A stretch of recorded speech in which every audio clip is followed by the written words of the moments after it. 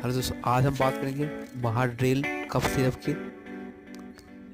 ये कैसे काम करता है। रिड्यूस कफिंग, रिलीवाइज स्नीजिंग, आपको अगर छींक आ रही है, रन्नी नोज, आपकी नाक बार बार बह रहा है, सोर थ्रोट, आपका गला खराश हो गया है, तो इसलिए आपके लिए बहुत ही बढ़िया से काम करेगा।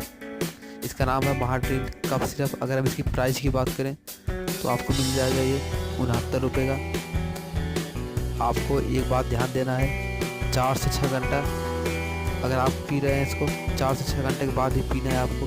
अब बच्चे को इसको नहीं देना है, बच्चों के लिए हानिकारक है। 12 वर्ष से अधिक है उनको 2 चम्मच देना है। जो 6 से बच्चों को तो इसको देना ही नहीं है। इसको आपको 6 घंटे का अंतर जरूर देना है, ये नहीं कि बार बार पी लें आप, तो आपको ये नुकसान कर देगा।